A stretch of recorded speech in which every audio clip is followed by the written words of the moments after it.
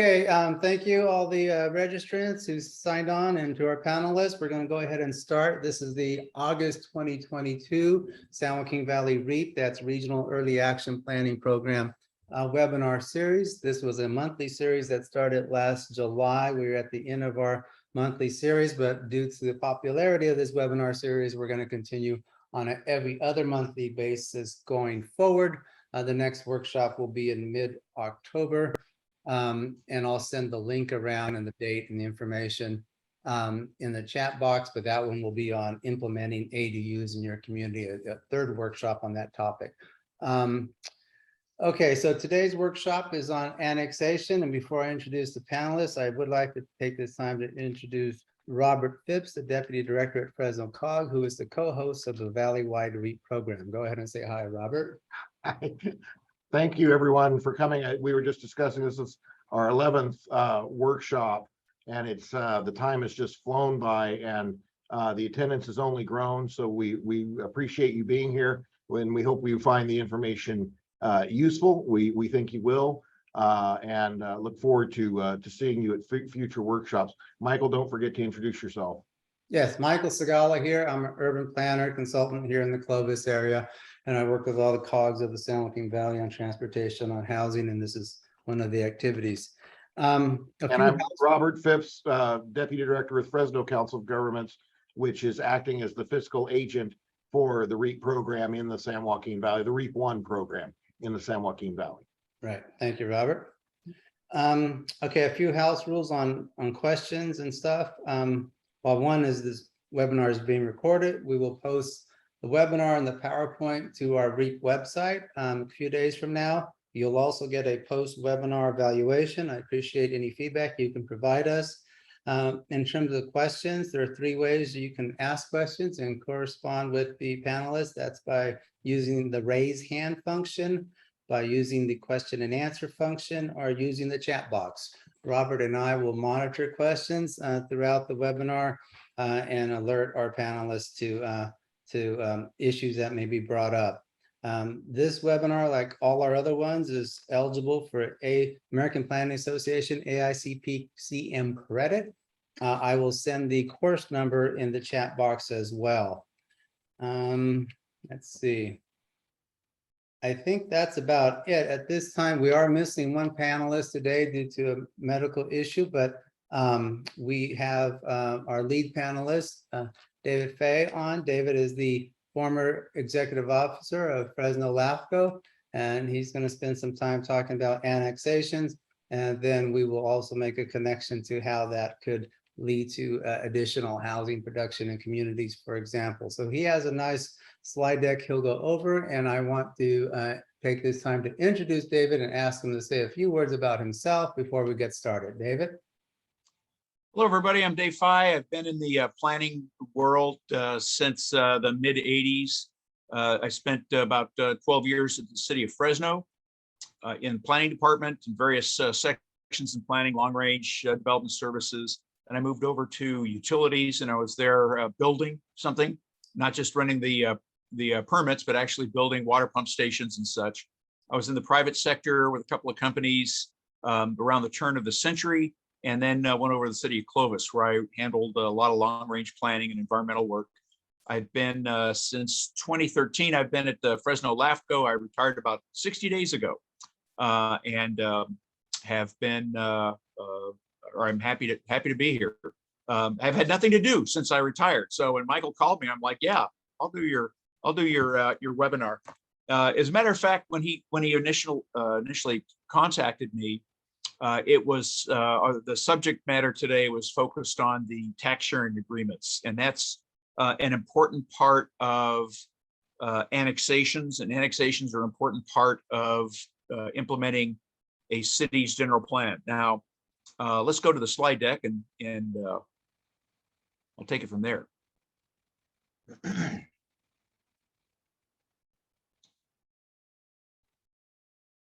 There you go. Okay, so I guess it's not the 31st, is it? It's the 30th. So we're all early.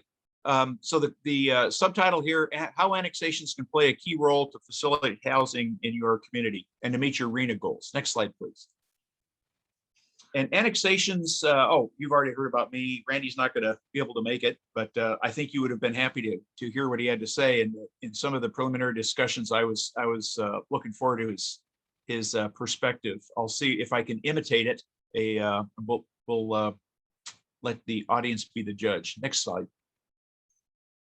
Okay, speaking of audience, I presume that this is COG staff, housing staff, primarily cities staff, maybe planners, maybe county folks, maybe folks up in management or management analysts, economic development staff. I don't know if we've got any private housing developers, but next slide. This mix is important because each of you contact the housing subject in a different way, just like the parable of the blind men and the elephant. Each grabbed a different part of the elephant and thought the elephant was a rope, a tree, a snake, etc. So think about this, that the elephant is really the implementation of the general plan. So building housing is important, but building housing is really one of many slices of your plan, one of many facets of the plan that your agency has adopted pursuant to planning and zoning law. Next slide, please.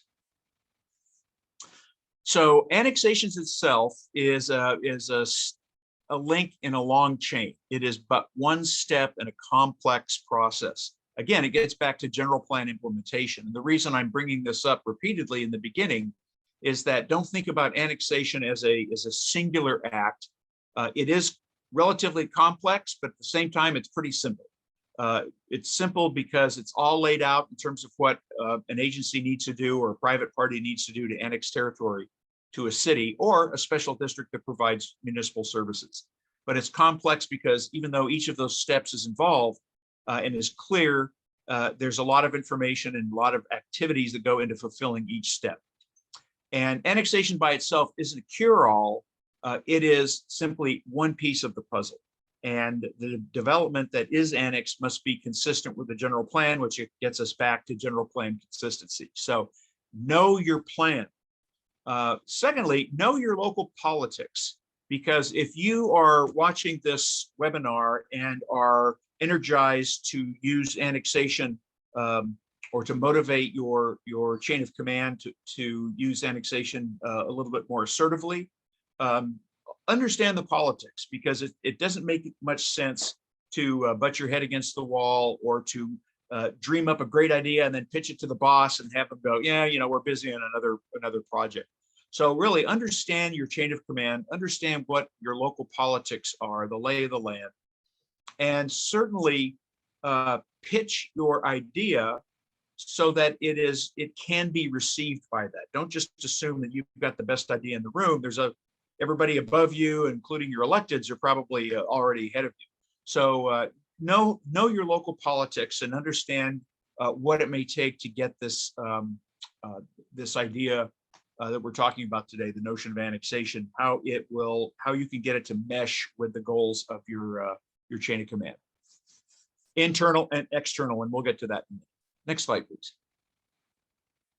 So first things first, as I said, annexation is a complicated process, and don't make it harder on yourself or more weird or obtuse by not knowing that process. The process is laid out in a couple of different bodies of law and policy. Your general plan includes language to implement itself over time. Now, typically, the plan is created using a public process. The public's needs are assessed. Those are compared against what is cost effective in terms of other aspects of a general plan, like the economic development aspect, and like service plans, like your police, fire, streets, parks, wastewater collection, wastewater treatment and disposal, etc. So know your plan and your housing element, of course. But have a pretty well-grounded understanding of that, because again, that is part of what you need to pitch this idea to your chain of command. So if you're pitching an idea that's not consistent with the plan, you're wasting everybody's time. And the second point of know the process is talk to your local LAFCO. Now, I've worked as the executive officer of Fresno LAFCO for about 9 years. And before that, I had a lot of interaction with LAFCO staff when I was working for the city of Fresno or city of Clovis. And so I built a relationship so that when it came time to submit an application, my applications were well received because they were accurate. There was nothing waiting. There's no incomplete matters to be resolved. And I can claim that my time spent listening to the LAFCO staff pays off. And so talk to your local LAFCO if you've never done it. And if you're never doing an annexation, I would still suggest reaching out to the LAFCO staff, because you never know. You never know what you can pick up. And you never know what kind of connection that could be made, or what education you could either absorb, or what education you could provide. So talk to those folks. And have your own copy of CKH. CKH is LAFCO law, the Cortese-Not-Churchburg Local Government Reorganization Act of 2000. It's a mouthful, and it's a big document. You read it at your own risk, but don't be operating heavy machinery when you're doing it, because you could take that bulldozer right off the road. LAFCO law is not really sequential. It's kind of like they had an idea and then they've been glomming other bits on. So it doesn't read like a novel, but it is important for you to have a copy, because there are things in there. There are practice points as well as legal standards and a process that you need to know about as a potential applicant. Have your own copy, whether it's on your laptop or it's a hard copy at your desk. Secondly, understand that each LAFCO is encouraged by CKH to adopt its own policies to implement the statute.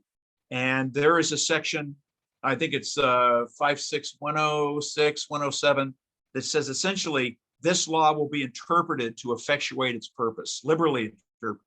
So in that case, since the CKH asks each LAFCO to adopt its own standards to implement the law, and at the same time CKH says, by the way, each LAFCO is free to liberally interpret what the statute is intended to achieve, you need to know exactly what that local LAFCO has adopted in terms of its own policies. And again, talking with your local LAFCO is a good way to get introduced to this. I'm sure all those resources are online through your LAFCO's website. Next slide, please. The second slide, first things first. Annexations must be consistent with the affected agency's sphere of influence.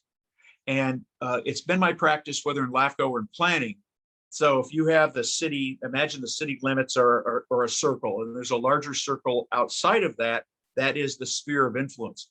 The sphere of influence is LAFCO's plan for that agency's growth and services. So if you've got a property owner who's right outside of the sphere, let's say, Farmer Joe has passed on and now his heirs just want to get rid of the property. It's 40 acres and you want to build houses, they want to build houses, but it's not in the sphere of influence. You have to amend the sphere of influence, and that may frequently require an update of the municipal service review. So it's a big deal. It's kind of like a small scale general plan update. And you have to amend your general plan if it's not in there already. So focus on those resources, those territories that are within the spheres of influence. And that may include some islands within the city limit, and we'll get to that in a minute. So annexations generally are not speculative. So that has been the case many times. It may be cases in other LAFCOs up and down the San Joaquin Valley. But generally speaking, an annexation to a city is driven by a project, by a tentative map or a site plan. A speculative annexation is when an agency or city says, why don't we annex this 100 acres or 200 acres and we'll see what happens. Well, the local LAFCO may agree to that. The county might agree to it as well, but now the city's holding the bag. If the city was counting on development showing up because the land is annexed, the city now has to provide services, at the very least law enforcement and fire, medical, etc., emergency response if it doesn't have any infrastructure. But if you've got people living in there, now they're in the city limit, they would ask, when am I going to get city water? When am I going to get city sewer? So what that's done is, with the economy of scale, over time, annexation is usually driven by a map. So you might have a map that's rectangular, or there may be a cutout And those boundaries may be squared off for efficiency's sake, but it's usually driven by a particular project. So if part of your annexation musings is to think about what would happen if we annex this territory and then use that to facilitate development, just understand that your city's going to be holding the bag when that territory is annexed, and it must be prepared for a period of time to serve an area that there may not be, it may not have been urbanized yet. So annexations to cities must be pre-zoned consistent with the city's general plan. And I recall a couple of years ago, I've done a couple of housing element updates with the city of Clovis, and HCD was encouraging the city to pre-zone all the property in the general plan. And of course, a city can pre-zone property outside of its city limit. It can pre-zone its entire general plan area. And that does not give it any obligations to serve. That's just basically one discretionary action, one public hearing one less public hearing when a project is ultimately approved. The challenge there is that if you have, let's say, medium density residential, which is 4 to 7 units per acre, typically detached single family housing, and it's pre-zoned to, let's say, the consistent zone district is R1. If your developer comes in and they say, okay, I've got this product, it doesn't match R1, your city may still want to build it, but now you have to go through a general plan amendment and rezone that property if it's been annexed to the city, or you can just pre-zone it again. So it's, I'd say pre-zoning from the HCD point of view, at least in terms of my experience, was not necessarily, I don't want to call it a naive notion, but it wasn't a fully fleshed out idea that pre-zoning that HCD felt that pre-zoning would solve this problem. It might, and it may not. So take that with a grain of salt and put that into the program that you develop. And finally, don't cut corners. That's the best way to get into trouble, period. You know, whether it's CEQA or housing or budget, don't cut corners. Now, the trouble is when you get a program together, you pitch it to the boss likes it, the boss pitches it to the city manager. Now they get the city managers pitched it to council. They're all relying on you to have done the homework. So if something happens and your estimate of what it would take doesn't match up with what it will take, don't pretend that didn't happen. Tell them, give them the bad news immediately. But don't cut corners. That's just a recipe for disaster. Next slide. Okay, so again, when Michael and I first started talking about this, his focus was on the city-county property tax revenue sharing agreement, and so that's why I wanted to give this its own slide and its own discussion. It is absolutely necessary that there be some sort of revenue sharing agreement, because without that revenue sharing agreement, both Cortese and Hertzberg and Revenue and Taxation Code say you don't have a complete application. You need to have it. So at least in Fresno County, most of our cities, 14 to 15 of our cities, I believe, have what we call an MOU, which is a combination or an aggregation of the property tax sharing. In some cases, there's some sales tax sharing, because, you know, when you got your arm twisted behind your back and, you know, face to the ground, it's easy to say we agree, personal opinion. And then there are development standards. So instead of just calling it the property tax agreement, it's called the Memorandum of Understanding, the MOU. And so with that MOU in place, when an application comes to LAFCO, we would look at it and say, well, we've checked that box, it's there. Because if we didn't have that property tax agreement, we would have to start a process under statute where we approach the assessor and the auditor. They have so many days to develop numbers. They have so many days to communicate to each other. Then there's a process where the property tax is identified. There's a negotiation period between the parties, the city and county, as to who gets how much, and it burns up a lot of time. If you can have all that in a document that everybody's agreed to, and it's good for a certain amount of years, then you get to the point where it's in place and it's working. But it is absolutely essential to have that agreement in place. If there's no agreement in place, then that's kind of a reflection on the potential for whether an annexation plan or annexation program could be developed. If the city and county are feuding, you know what, move on to something else, because the staff We can't make mom and dad stop arguing. They have to come to that agreement by themselves. So and it occurs to me that HCD doesn't really care. That's not their problem. If you as a city are trying to get annexations and your county does not agree to the property tax, HCD does not look to the county as the boogeyman. HCD looks to the city as why aren't you doing this? So there's something to be said about the role that practice and statute have in terms of making this all work, because there's a theoretical and then there's reality. And the reality, sometimes people don't get along. And if those people are the two executives of the city and county and they're not getting along, or that's a chair of the board and the mayor, those things you have to understand and know ahead of time. And that's why in an earlier slide, I advised you to know your politics. Next slide. All right, so there are essentially two types of annexation. And the reason I've broken them down this way is because it'll have an effect when you when you move through the annexation process, and it'll have an effect when you get to the LAFCO hearing. The two types are inhabited and uninhabited. And this is not population. I don't care if you've got 100 people living in the 100 acres you're trying to annex. If you have only 4 registered voters, then that is uninhabited. If you have 1 acre and 15 registered voters on that 1 acre, that is inhabited. So inhabited annexations are those that have 12 or more registered voters in the area to be annexed. Not necessarily the tentative map, but any area that's necessary by your city or your LAFCO to square off that boundary. If you have an annexation boundary of any size, 1 acre, 100 acres, if there are 12 or more registered voters, then it is inhabited. If in the same theoretical project, 1 acre, 100 acres, if there are 11 or less registered voters, then it's uninhabited. So inhabited means that the RV, it stands for registered voters, they have a large influence on what's called the protest. Now let's say objection or opposition and protest. Okay, those are from a LAFCO perspective, 2 different things.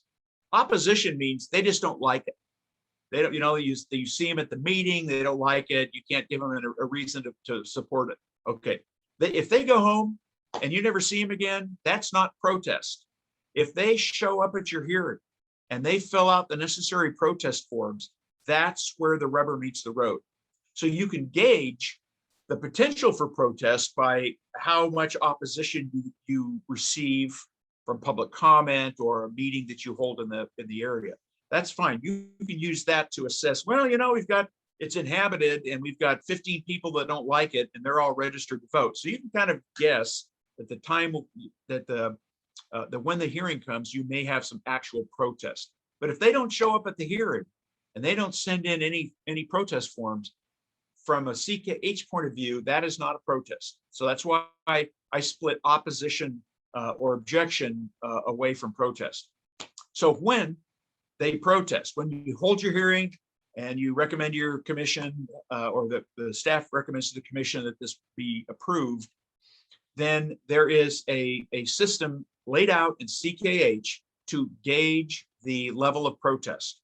So simply put, because there's a rabbit hole we could go down, but simply put, if less than 25% of the registered voters protest, not oppose, again, there's a difference, all right?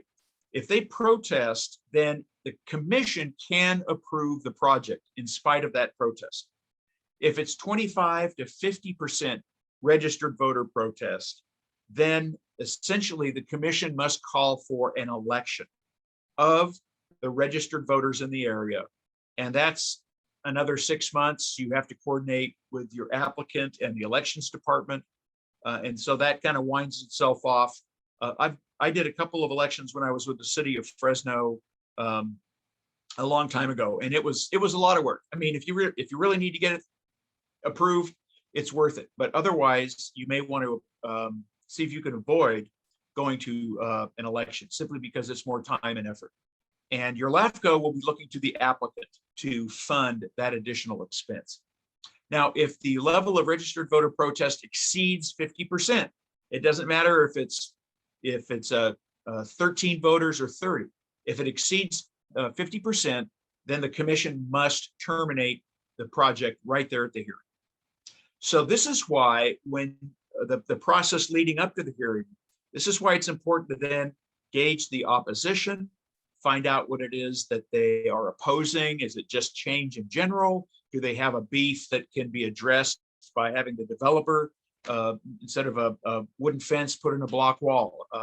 I've seen cases where irrigation lines were, irrigation canals were put into pipe. There's a number of things that could be done to reduce that protest, or just give them time and information and develop a relationship where, they realize, yeah, I can live with this.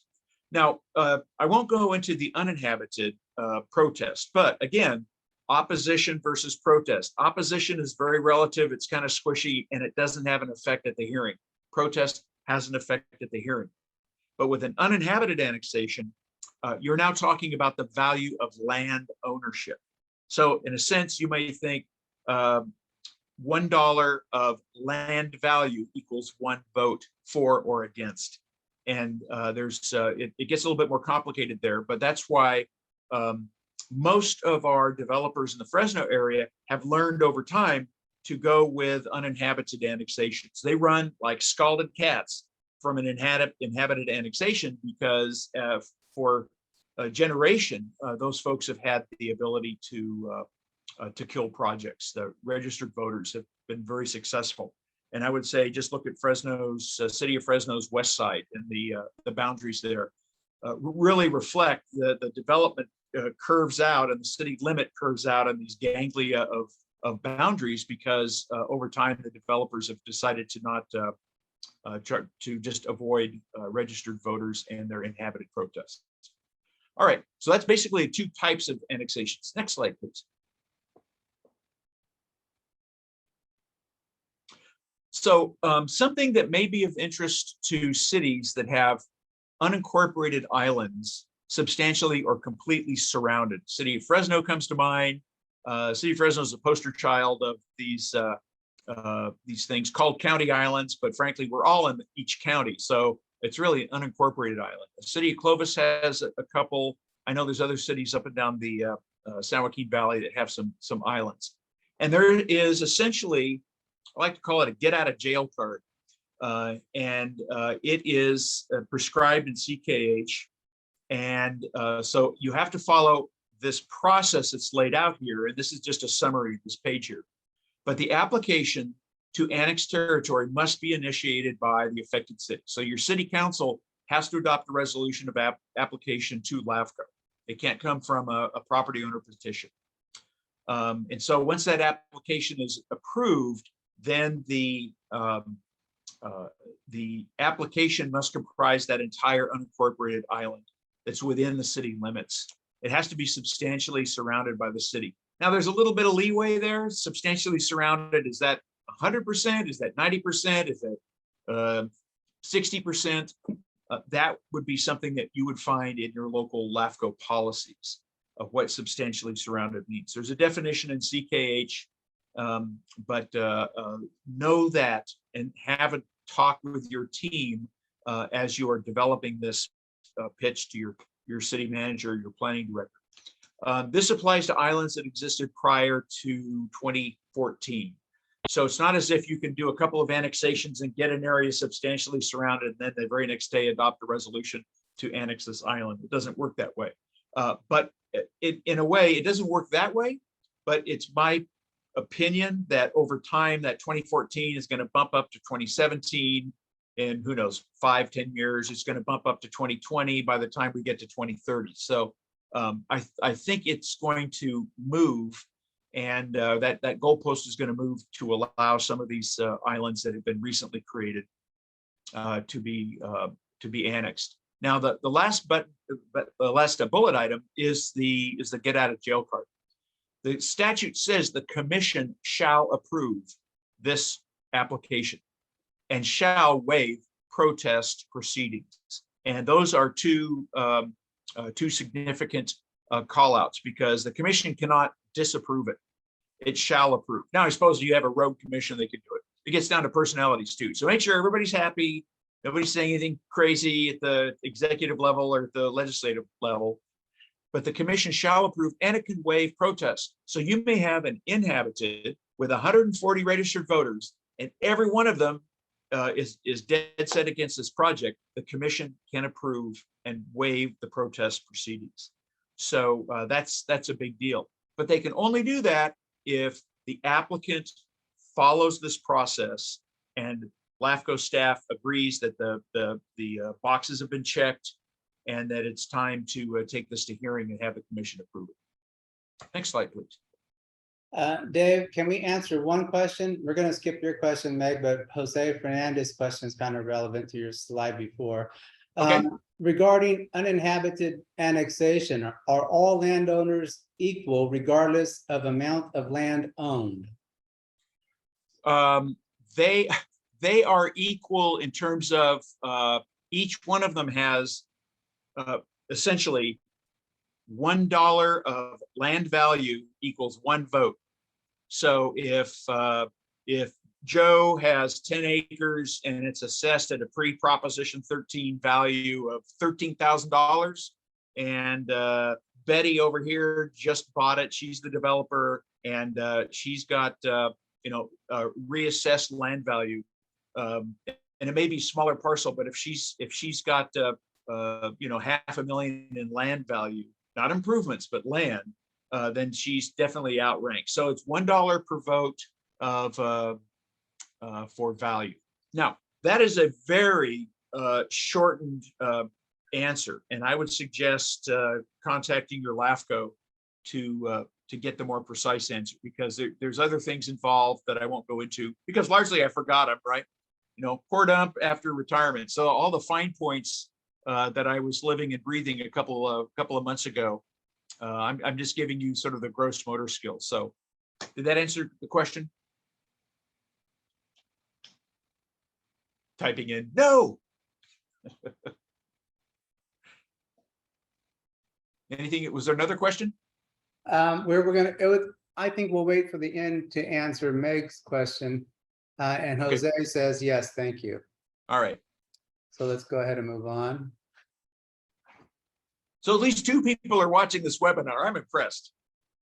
I was afraid I was just talking to Michael and Robert, but it's good. Do you want the next slide, Dave? Yes, please. All right. Okay. Planning. How can you use annexations to address your housing element needs? You've got HCD bringing the fire to your community. You've wrestled with the other agencies in your county over the RENA. The dust is settled, and now you've got 2, 10, 15,000 units to build, high income, low income, the whole 9 yards, right? Okay. First, you need to understand, not that it sounds like most of you do, so I'm just kind of repeating myself. How does your general plan, not just your housing, but how's your general plan support an annexation program? And this is, it could be easier if more general plans were built with the idea that annexation is an important part of the process. It's my opinion, coming from a land use background into boundaries and services, that there's kind of a blank spot in a general plan when it comes to annexation. It says, oh yeah, we'll get there by annexation, but there's no discussion about how that happens. And that's important because there needs to be a strategy involved. And that strategy needs to take into account the positions, the feelings, the responses of those people in the annexation boundaries, inhabited or uninhabited. They play a significant role. And if that's not talked about in your general plan, and if your council, or if you're with the county, your board of supervisors does not understand how the general plan could be implemented in spite of the opposition of the landowners, then you're kind of banging your head against the wall for a while. But first, how does your general plan support annexation?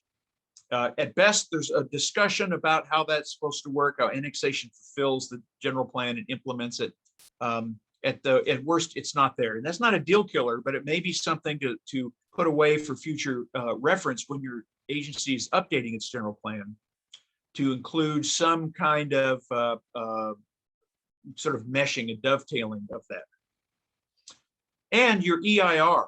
If your EIR includes annexations in the scope of how this EIR will be used, then that really allows you to use the EIR for a period of time after it's been certified, so that your annexation program is consistent with the EIR. You're not trying to develop it from a brand new initial study or fresh mitigated neg deck. So the next item, after you've checked out your policies and your environmental work to see how it can support an annexation program, you got to get buy-in from the boss. Now, if you're the city manager, that would be the council. If you're a senior planner, that would be your principal planner or your planning director. If you are the mayor, that will be not just your council, but going across the street and talking to the county too, because the county frequently sees annexations as a loss. And so at the very least, the board of supervisors or a county supervisor who gets a call from somebody that doesn't want to be annexed, there's nothing in it for that county supervisor to say, let's get realistic. There's a general plan that's been adopted. And I serve on LAFCO, and we all agree you should be annexed, right? There's one vote, maybe more down the tube. So you got to get buy-in, and in the process of finding that buy-in, finding the sweet spot, you're going to take information in that's going to help you to adjust your pitch, your sales pitch internally.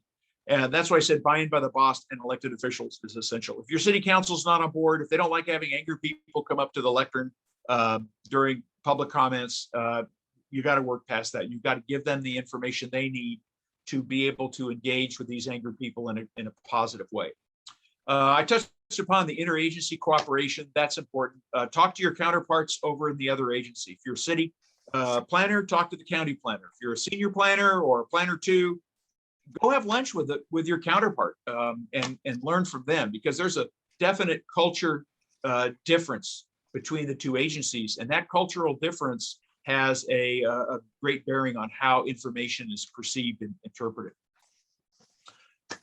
As I said in the last bullet, this is a long-term approach, both in developing an annexation program, in structuring your housing element or your general plan to support that, and getting buy-in, and on the implementation side. It takes years. If you think you're going to get it done quickly, we can go back to that slide where I said, don't cut corners. This is a deal where it may almost be a legacy that you leave behind, that the folks who pick up your work after you've moved on to another employment or retired, this could be something that they get some definite value from. It's a long-term approach. Next slide, please. So outreach. Outreach is so, let's see, this is we're all adults here, so damn important, okay? Outreach is so important. And this is outreach, once you've done your internal and external with the other agency or other business partners or with the development community, you need to reach out to them, but you've got to start a drumbeat with the folks that are in the sphere of influence, but outside of the city limit.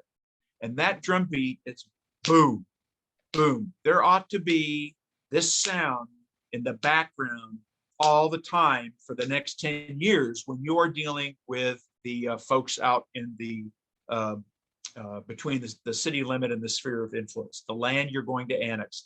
And again, this is really not just related to housing, it's everything. Every annexation is going to have some level of opposition because people moved out from the city because they didn't like to be in the city. And now here comes the city, and they've built a pasture, they raised their family, and they still have this idea that they bought this little piece, a little corner of heaven, and here you come trying to mess it up.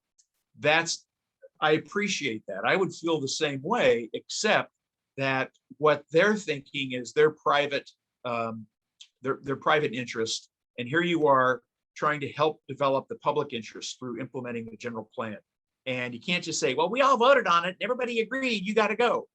No, that's not going to help either. But it's a relationship that you build in terms of helping them come to terms with change. But you've got to tell them change is coming. If they push you off their doorstep, or they don't answer the phone, or they're angry at you at a public hearing or a public meeting, go back. Let them know that you don't want to be pushed away, that there's an opportunity here for them to actually benefit from this change. They see this as somebody else's idea. That developer is going to make a lot of money. Well, somebody made a lot of money when they subdivided your land. Somebody made money when they built your house, and that contractor made money when he built your corral. So making money isn't a bad idea. But it is one of the sort of a checklist of 10 to 15 different things that I've always heard in the 30 odd years that I've been doing this, that takes time for people to realize, yeah, that's not a really strong argument, especially when change is coming. So my last bullet here is something I learned about halfway through my career, and it made a lot of sense. When somebody first hears information, it goes in the ears or the senses, and it's stored in the amygdala. That is the fight or flight. And so why aren't they happy? Because they're fighting back, right? They want you to fly, and they're fighting. So when you're dealing with somebody who's a rural resident or an agricultural property owner, or somebody who lives out between the city limit and the sphere of influence, and you're talking about annexing territory and changing their way of life, maybe not on their property, but around their property. Maybe you're going to put a structure up and block their view of the mountains or their view of the sunset. They're mad about that. But you cannot negotiate a settlement. You cannot negotiate their participation in good faith at that time. Give them time. All right. It may be 5 days. It might be 5 weeks. But what happens is information moves from the amygdala, and over a period of time and several good night's sleep, information then moves up into the prefrontal cortex. At that point, they can begin to evaluate against other factors as well. So get out there, tell them change is coming, step back, give them space, and then reach out again. But the outreach is an important part because, again, with the opposition versus protest, they may oppose it, but they may ultimately decide not to protest. And that could be through a number of reasons. So outreach is a significant part of this. If you're the kind of person that doesn't like contact with the public and doesn't like contact with maybe angry public members, find somebody on your team that is willing to do that. Because if there isn't that, you just can't hand them a pamphlet and expect them to go, oh yeah, I guess you're right. It says here, printed by the city of so-and-so. No, that's not going to work. You have to build a relationship with folks, and it works. And you may still disagree, but at least now they see you as not some faceless bureaucrat, but as somebody who they can trust for information, they can trust for an honest response, and you can see them as somebody who does have a story to tell and shouldn't be swept under the carpet. But let's make sure that that we've balanced out both the needs of the public with the needs of the private property owners. As former city manager Jeff Whitty used to say, if you talk to them at the right time, after the horses died and the kids have moved out, they start to see the back half of that property looking more like an RV. So there's a sweet spot. If you can find it, everybody benefits. Next slide, please. Adopt a customer focus, not just so as planners, we've got the agency we work for. That's one of our, we serve the purposes of the city council and public policy. And then there's the development community. And we build general plans that are consistent with what products are being built, what services will need to be provided. We should also, when we do the outreach, think about the people in the area between the sphere of influence and the city limit. Why should they care? How will it benefit them? And what won't happen? So why should they care? They should understand that there's a role they can play. They can have a constructive engagement with the process and with electeds and planning commission and LAFCO. But it has to be a constructive and productive relationship. They just can't show up and expect everybody to fall in line with what they want. They need to understand what the process is and where they can best engage in the process. How will they benefit from change? When I was with the city of Clovis, we annexed an area. It was huge and it was full of rural residential folks, and they hated us because we wanted to avoid them. It's probably 550 acres, 125 parcels, 230 registered voters. I don't know, it was 15 years ago, but it was huge. And we found a sweet spot and got that annexation to LAFCO with zero protest because everybody got something they wanted. And in that case, they were able to essentially have a separate zoning so that they could keep their well and septic, they could keep their horse or their cows, 4-H project, etc. And we found a way of addressing their concerns. So they benefited from that. Now, I've recently spoken with a former city planner in Clovis, and he was telling me about some work he's been doing. And it sounds like that little 2-acre parcel that enough folks got together over time, and this is 15 years ago, they've been selling to developers at a significant markup because land value has increased and they're ready to move. So it's not all bad when you talk about change with these folks. But again, it's not going to happen overnight. And what won't happen, race cars, drugs, shootings, Walmarts, blah blah blah. So again, when people are have that information in their amygdala, they're gonna bark back at you stuff that they wouldn't say if they had the opportunity to think about it. I recall one of the last public meetings I went to, the city of Fresno was talking with the property owners over in the Southeast Development area. And there was a woman saying, well, I could have a pig farm in my backyard right now if I wanted to, and you're going to change that. And after the meeting, I said, you really want to have a pig farm? She's, after we talked for a bit, she's like, no, I really don't, but I want to let them know I could have. It's like, all right, I get it. Well, that's not going to happen anyway. Now, know your numbers. Not only do you need to know how big the property is and how much property tax revenue and how many lines of sewer, what size sewer, water, and the services, etc. But you need to think about this very clinically. Find out registered voters and find out how many there are, and take that 25%, 25 to 50%, plus 50%, and start to calculate what you need. And go out there and start that drumbeat and start the outreach. And when you get to that spot where you've got enough property or enough registered voters on your side who may object, but they're not going to protest, then you're done. You go to LAFCO. And you might even tell them that. Just say, I'm gonna work all the angles here with all the registered voters, all the property owners, and I want to let you know 25, 50, plus 50. As soon as I get here, we're done. And let them know that there's time that may be working against them. Now, again, with that project over in Clovis, it was the Locan-Nice area.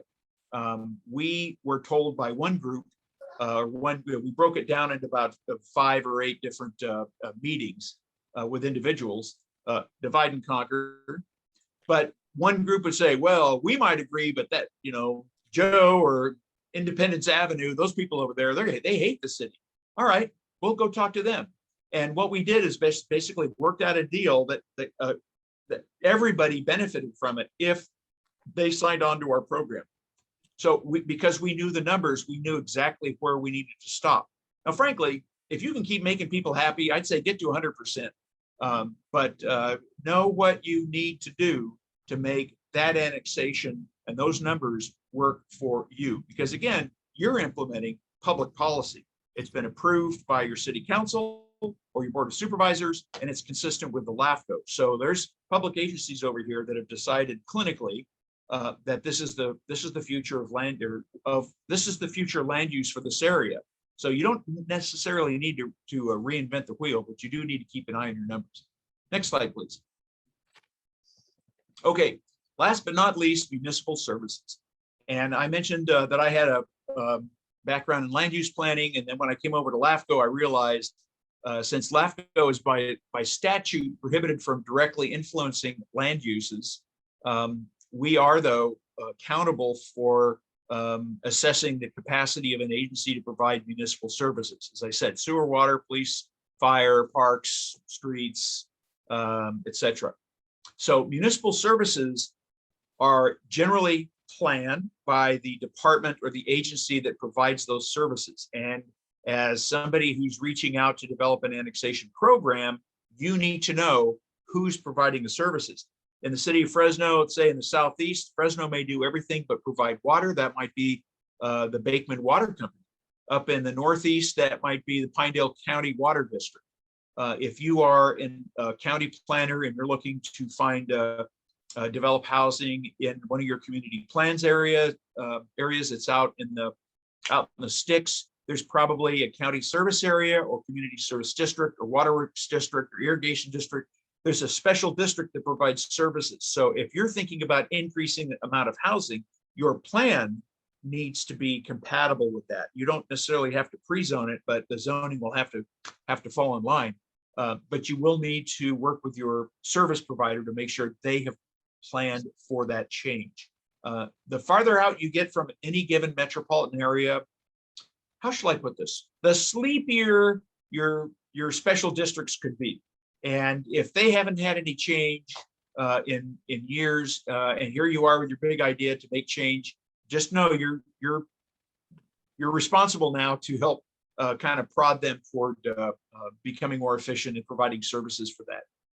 So let's see, just like LAFCO must have a plan to annex a territory, that's sphere of influence, a service provider must have a plan to provide services. So if you're going to annex, you need to balance that with services. Next slide. All right. And now, I'm actually here now. So I apologize for being late. I had a doctor's appointment and it's pretty important for me to keep that. So at any rate, thank you, David, for such a great overview of the whole annexation process. I'm coming at it from a city planner perspective. I don't know if you mentioned anything about my background when I sent you that material.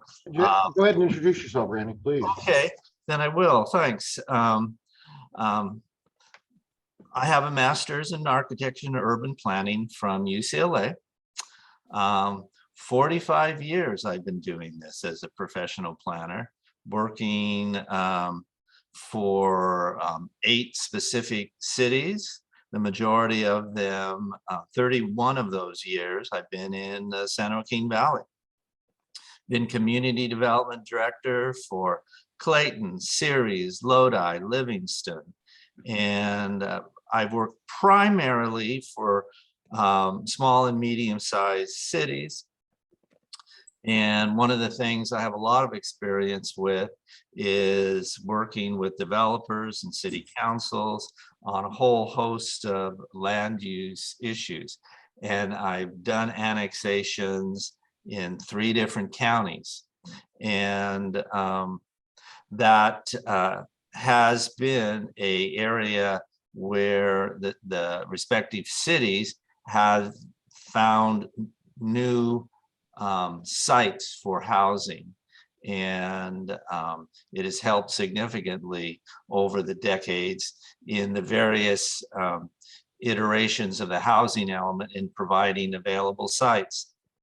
One thing very, very interesting I learned early on, when you're talking with a landowner in the area between the city limits and the sphere of influence that David talked about, you talk to a land owner that has lived there for a long time, and they're very hesitant about this creeping evil of the city. And they do ask the questions about, well, where can I have my livestock, and I want to do this, and I want to continue my agricultural and so forth. But then their children, and especially their grandchildren, they are coming at the meetings, And I would often get contacted by them by saying, you know, this is going to be my inheritance, and I want to develop. I want to cash out. And it was an interesting difference between, you know, the parents or grandparents and then the children or grandchildren.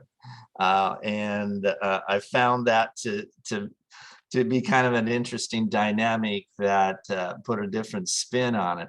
And they were very much interested in annexation. They were very much interested in the whole general plan amendment, the pre-zoning process, and having some residential uses that they can maybe carve out for their home. They didn't want to be in agriculture. That was not their vision of the future, but they liked the idea that they could sell this and have a relatively large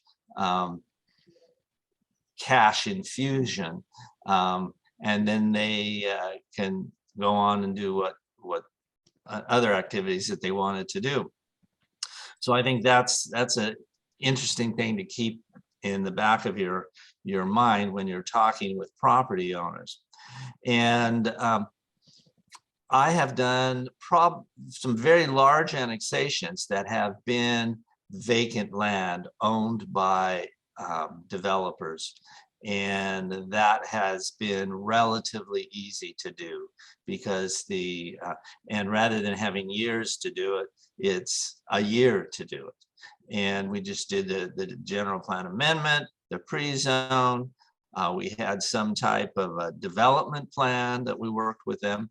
And the city very much figured into the process of these new sites and so on. And that can go relatively easy.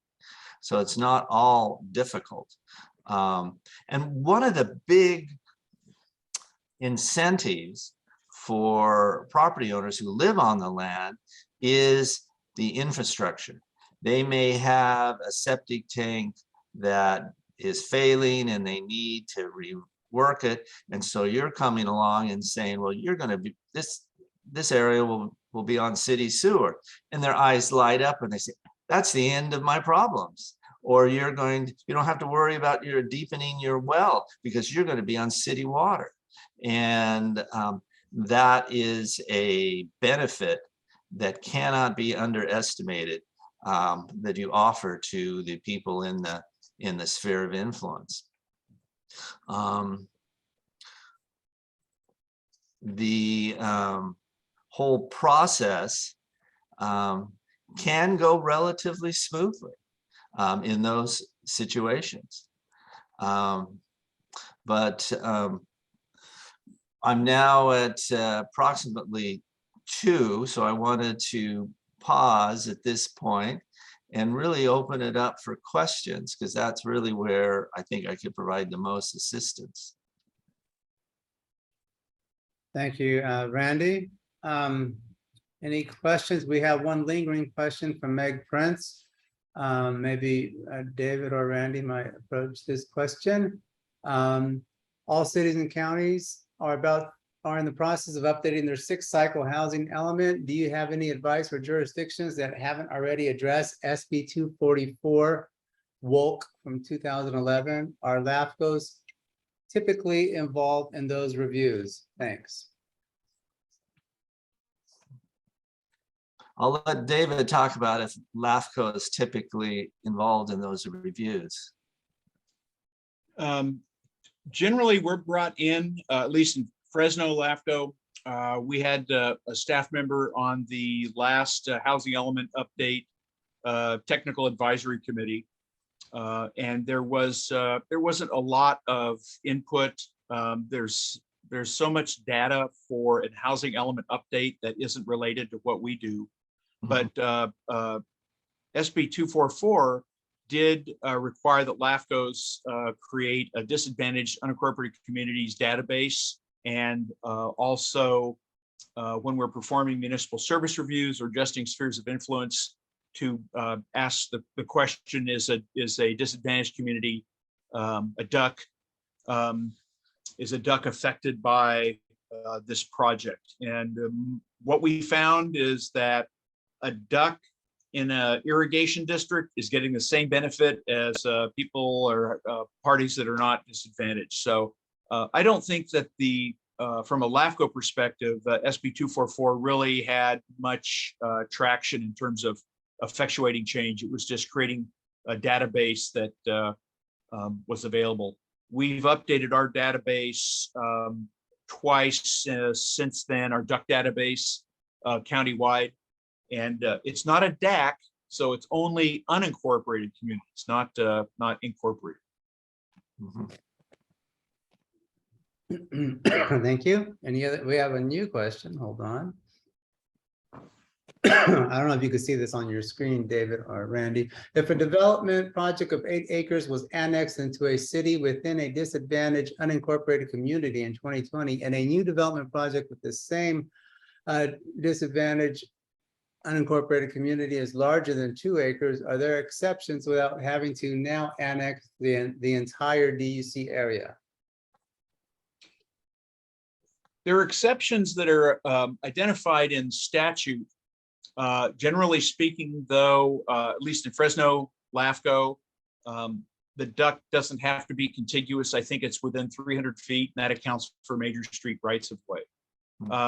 If the duck has been petitioned and the duck doesn't want to annex, or the majority of registered voters, and this, the opposition versus protest, if they've opposed it, then and there's a record of that, then it doesn't need to be annexed, or you can avoid annexing it.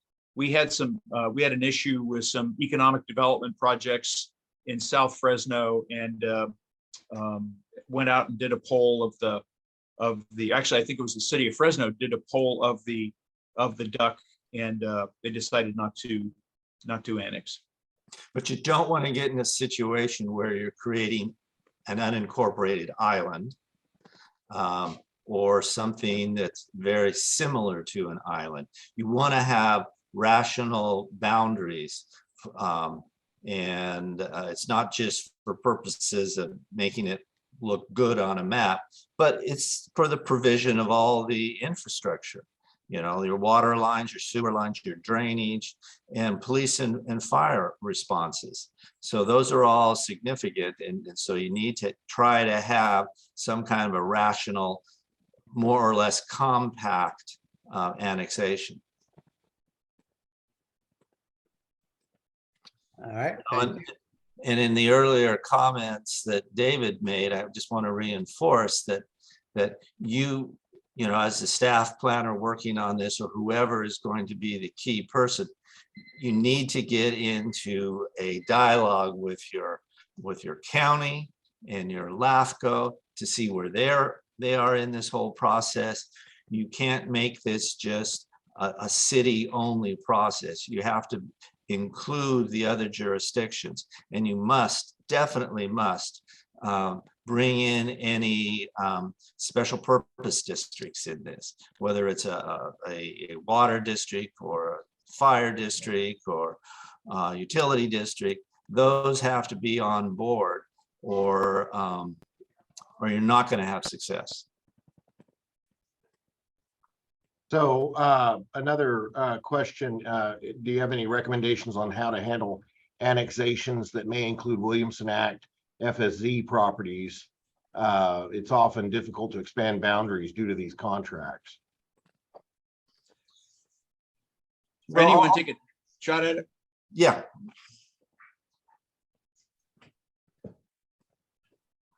One of the thing is that the city can start the city can be a successor to a contract, but I think what you'll want to do is start the 10-year period where you get the termination of that contract. If a person is interested in annexing and they have a Williamson Act on that, then the big question is, why are they interested? Do they have some future down the road of development? Then it's in their own interest to start the process to exit the Williamson Act contract. Those things, again, that's all part of getting the contact with the property owners and the county. Is that some kind of a habitat area? Then you probably don't want to annex it. If it's some kind of a resource area that's been identified, let's say it's wetlands or vernal pools or something that has some rare fairy shrimp in there, you kind of don't want to mess with that. Yeah, I would say that the Williamson Act question is part of the outreach, and specifically if the maybe in my presentation I talked about a particular area to annex, but I think outreach to your entire sphere of influence is important. First off, it's intelligence to help you understand where the easy properties are, where the service constraints are, where property owners who may be, the older property owners are timing out, and the younger property owners, their heirs, are looking at a different thing. So Right. If you have your finger on the pulse of the sphere of influence, it puts you in a much better position to act. But it also puts you in a better position to influence the decisions that are being made about that private property. And if a property owner is under Williamson Act and they don't have any interest in taking out a contract in a reasonable amount of time to allow development, then just move on, find another parcel. And perhaps the next time the general plan is being updated, ask the hard question: do we even need to show this in our general plan? Do we need to show it in the sphere? So that's I think outreach and for intelligence gathering to support good public policy decisions is critical. Exactly. Thank you. I don't see any questions. I have a burning question, and I hope it's not too fundamental here, but why are tax sharing agreements necessary? In other words, if a city's annexing 100 acres, if they annex 100 acres, doesn't it fall under the tax rate of the city then at that point when it's done? And so I don't understand why they're necessary.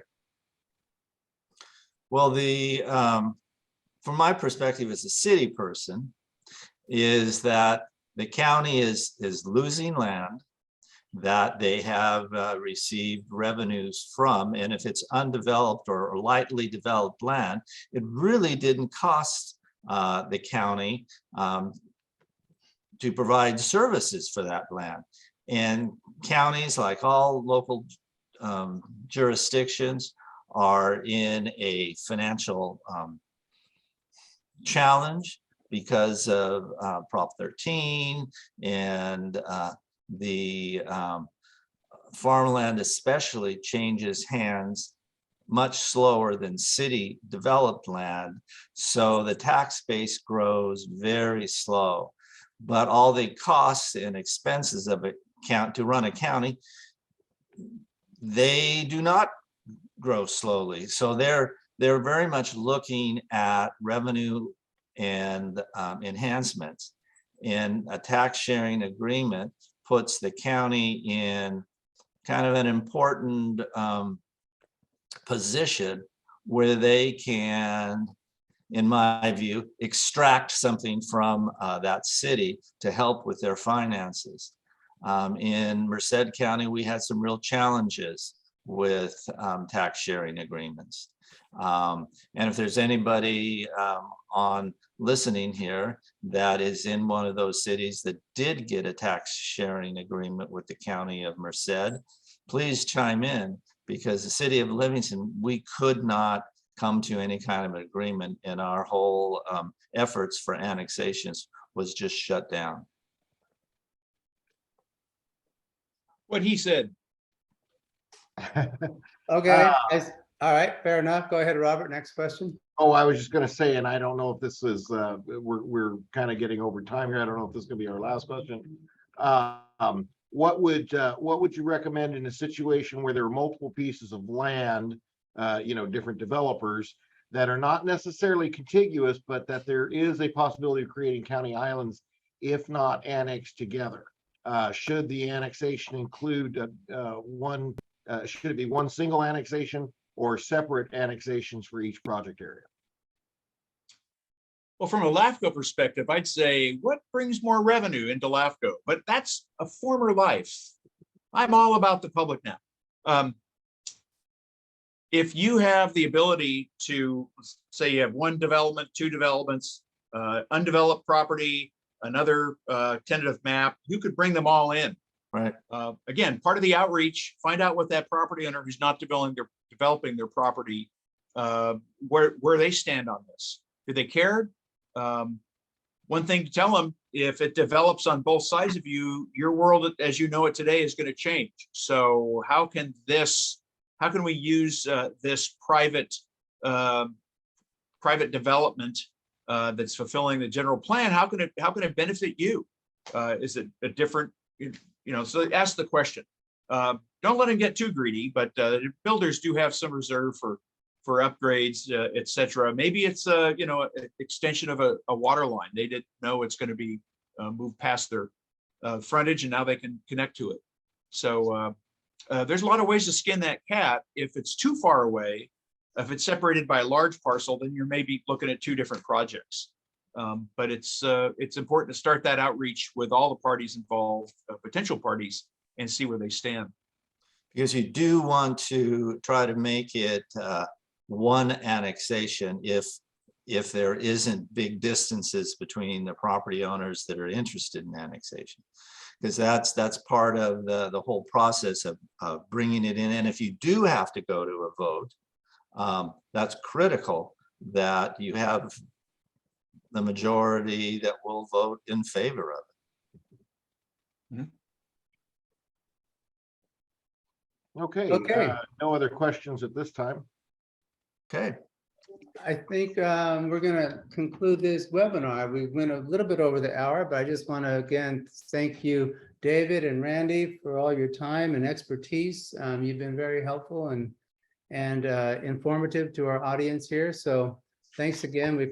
We appreciate it. And I put in the chat our next webinar on October 18th at 1 p.m. on ADU implementation. I also put in the chat the course number for this webinar today. So on behalf of Fresno COG and all the MPOs of the San Joaquin Valley and the San Joaquin Valley REIT program, thank you very much, and we'll see you soon. Okay. Thank you. Ta-ta. Okay. Bye.